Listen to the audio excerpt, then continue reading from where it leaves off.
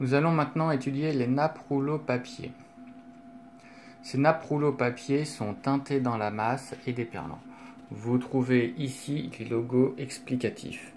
TM, teinté dans la masse, et ici le logo vert pour le déperlant, avec l'alimentaire, le recyclable et le jetable. Photo de tous les nuanciers de couleurs qui puissent exister. On retrouve au-dessus les différentes couleurs sur le côté avec les tailles, les références. Si par exemple vous avez un trou sans référence, c'est que simplement le produit n'existe pas. Exemple, le rose en 50 mètres d'amassé n'existe pas. Par contre, le vanille en 50 mètres d'amassé, ça va être la référence 90-46. En gaufré, 91-71.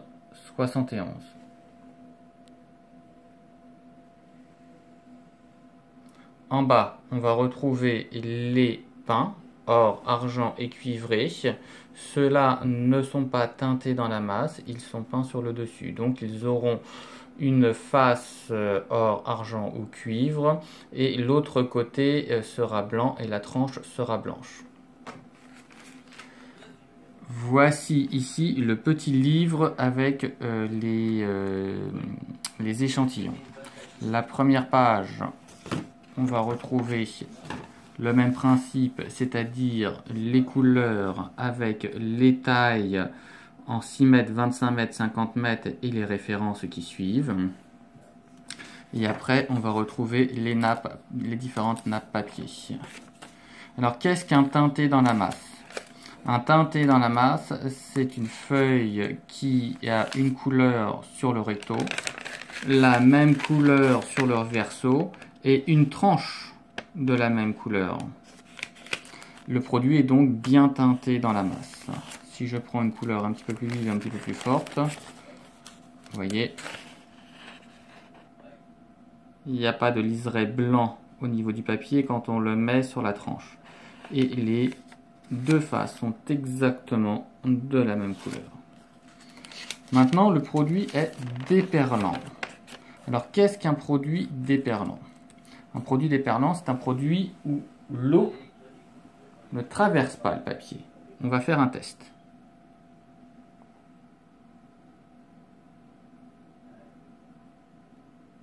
Voilà. Vous voyez, l'eau reste en surface.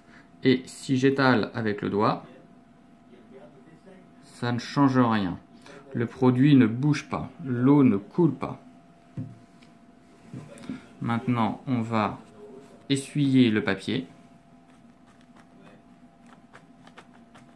Donc quand on essuie le papier, quand on le tamponne, vous voyez tout de suite qu'il prend une forme.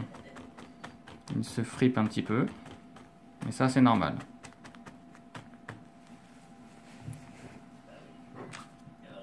Si je retourne mon papier, vous voyez qu'il est sec ici. Et vous voyez que c'est parfaitement sec sur la feuille qui était en dessous. Ça veut dire quoi, tout simplement? Que la table ne sera pas touchée et que le papier est bel et bien déperlant, c'est-à-dire qu'il est étanche. Il ne laisse pas passer l'eau. Donc, là, on a une nappe qui vient juste d'être mouillée. Je vais vous montrer une nappe que j'ai mouillée il y a 5 minutes et qui a eu le temps de sécher. Regardez, le papier a repris toute sa rigidité. Certes, il est un petit peu froissé, mais il a repris toute sa rigidité. Et ça, un produit teinté dans la masse, déperlant, il n'y a que les Français qui savent le faire sur le marché aujourd'hui. Et vous pouvez regarder celui qui était juste derrière. Pareil, le papier n'a pas été mouillé. Là, on voit la trace de l'autre face. Et ici, aucune trace. C'est un papier totalement étanche.